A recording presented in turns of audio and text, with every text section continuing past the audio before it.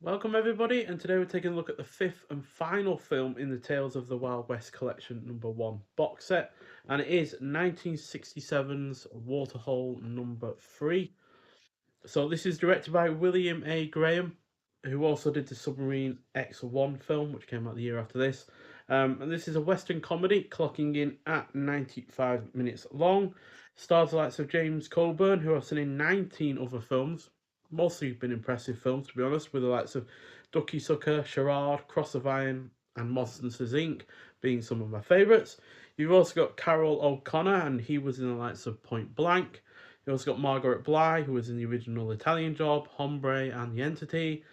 Claude Akins, I've seen him in 18 other films, not necessarily leading roles, but he was in the great films like Rio Bravo and Inherit the Wind. And you've also got lots of Bruce Dern and James Whitmore in supporting roles as well.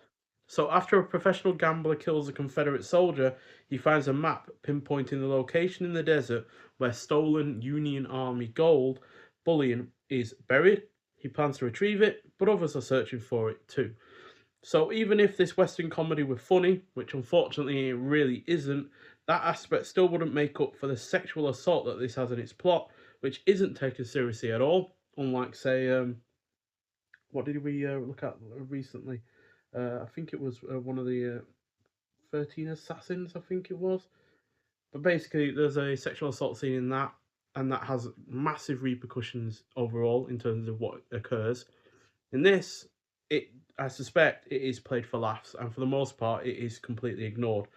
And not only that, but the heinous act is done by our lead, played by James Coburn, making him instantly unlikable, and that scene ultimately sours the whole affair. All this really has going for it is the cast, some solid action, on point pacing, convincing period production, and outside of the god awful songs, which there must be about 20 or 25 of them, there is a decent score underneath all of that. So, yeah, unfortunately, this is the low point in the box set, and it ends the box set on a massive disappointment, to be honest, because I was expecting better given. Like I said, I've seen many James Coburn films before and enjoyed all of the vast majority of them, if not all of them. But this is comfortably, as far as memory serves, the worst I've seen from him so far. So there is the disc itself. It gets a 2.5 out of 5, and yeah, not one I'd recommend in the slightest. Um, do have a 1080p high definition presentation of this film, which does look good, and it's in 235:1 aspect ratio, and you've got LPCM 2.0 stereo audio with English language soundtrack and English optional subtitles. And yeah, in terms of extras, there's a couple here. You got audio commentary by film historians Lee Pfeiffer, Tony Latino, and Paul Squabo from 2026. And then you got Taking Gold Too Seriously, James Coburn in World Hall #3. Interview with author Robin Coburn, daughter-in-law of James Coburn from 2026. So yeah, no surprise then that this is my least favorite of the box sets. If you've been of the box set, if you've been taking tally of my scores overall.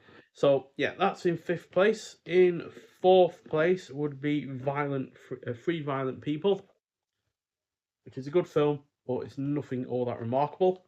In third place would be Nevada Smith, which is one of the two that I've seen before. In second place, and the biggest surprise of this release, without a doubt, is The Tin Star.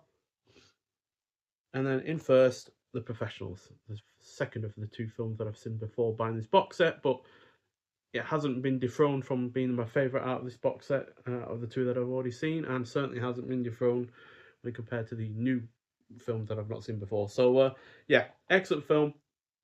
And overall, a really, really solid box set. It is only really Waterhole #3 that lets it down.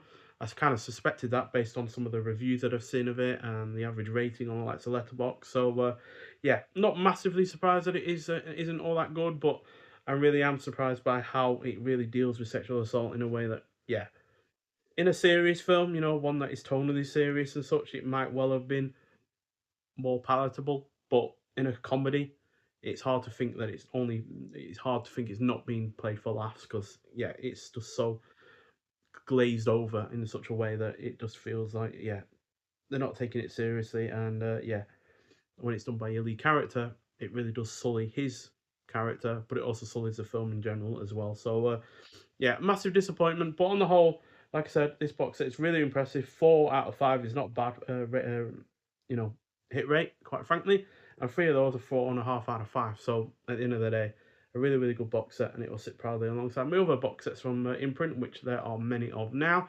Getting kind of ridiculous and getting kind of hard to put them in any kind of order or space at all, to be honest, because they are obviously quite thick box sets, so they do take up quite a hefty amount of room. So not sure how many more of these I'm able to actually buy before I run out of space, but regardless, this is well worth getting, even if you take into account the fifth and final film.